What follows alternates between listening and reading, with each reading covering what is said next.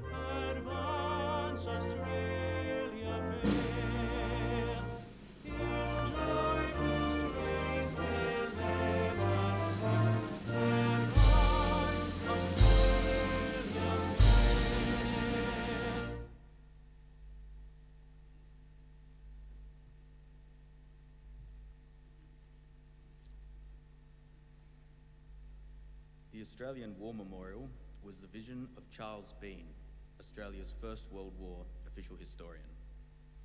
Bean landed with the Australian troops on Gallipoli and stayed with them at the front through to the end of the war.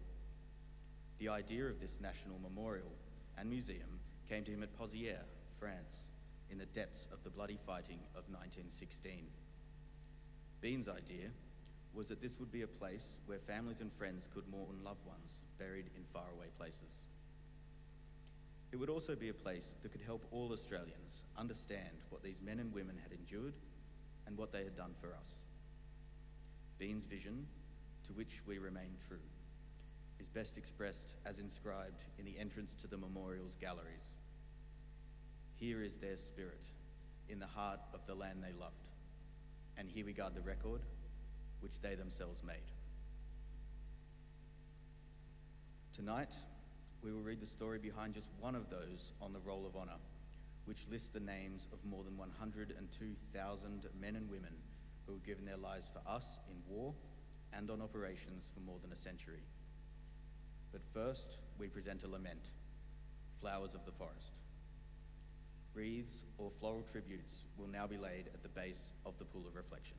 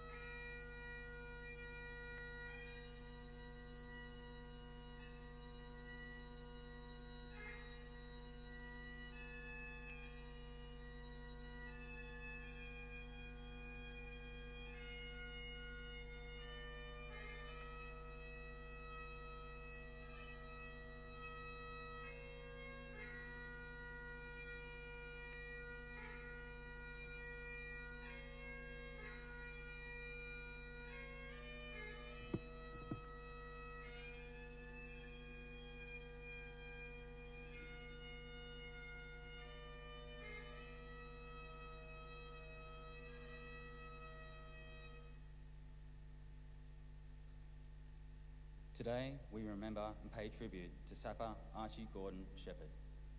Archie Shepherd was born in 1893 to Charles and Janet Shepherd of Inglewood, Victoria. He attended the local state school in Inglewood and went on to work as a telegraphist for the Postal Department. Shepherd enlisted in the Australian Imperial Force within weeks of the outbreak of war in 1914. He was posted to the 5th Battalion and left Australia for active service overseas within 2 months. The 5th Battalion arrived in Egypt on the 2nd of December 1914 and spent several months training before leaving for Gallipoli. The 5th Battalion landed on the Gallipoli Peninsula as part of the second wave on the 25th of April 1915. At some point, either on the day of landing or in the confusion that followed, Archie Shepherd was shot in the chest. He was evacuated to hospital in Egypt, where he spent some months recovering from his wound. The bullet had lodged in his chest cavity and could not be removed. In September 1915, he was sent home to Australia and discharged from the armed forces.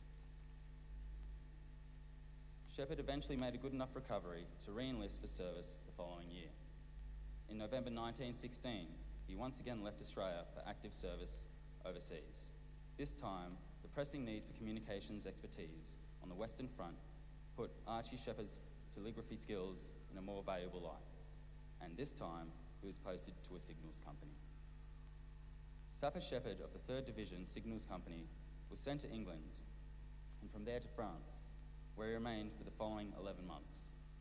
His service was unremarkable, except for one charge of delaying an important telegram in April 1917. Otherwise, he remained with his company without leave, praise, or censure throughout 1917. In October 1917, Sapper Shepherd fell ill and was taken to hospital in St. Omer. The bullet in his chest cavity was causing problems, and at one point he had the symptoms of an intestinal obstruction, but later he showed signs of a diaphragmatic hernia. On the 3rd of November 1917, unable to breathe, Sapper Archie Shepherd died of the wounds he sustained on Gallipoli more than 2.5 years earlier. He was 24 years old. His name is listed on the Roll of Honour on my right, among almost 62,000 Australians who died while serving in the First World War. His photograph is displayed today beside the Pool of Reflection. This is just one of but many stories of service and sacrifice told here at the Australian War Memorial. We now remember Sapper Archie Gordon Shepherd, who gave his life for us, for our freedoms, and in hope of a better world.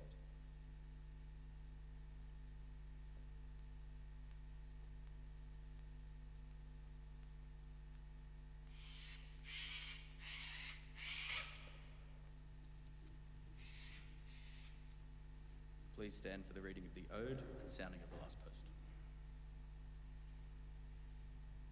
They shall grow not old, as we that are left grow old. Age shall not weary them, nor the years condemn.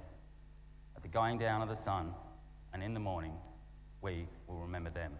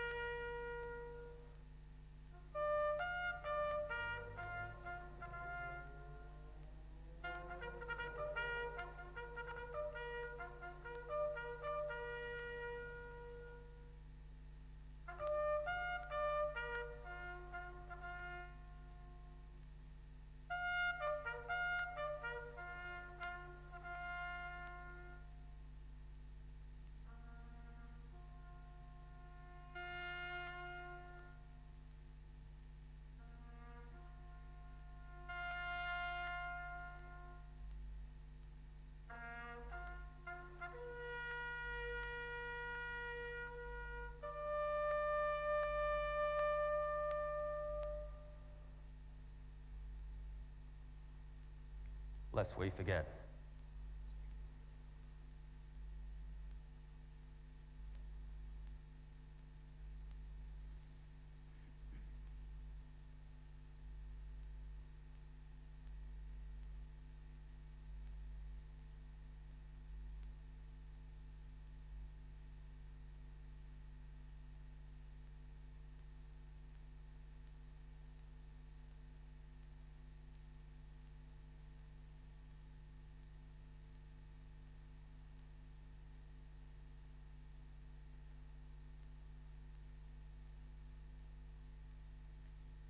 We leave you this evening with the words of the memorial's founder, Charles Bean. Many a man lying out there at Poziere or in the low scrub at Gallipoli, with his poor, tired senses barely working through the fever of his brain, has thought in his last moments, well, it's over. But in Australia, they will be proud of this. Ladies and gentlemen, girls and boys, that concludes the last post ceremony. We thank you for visiting the Australian War Memorial and wish you all a very good evening.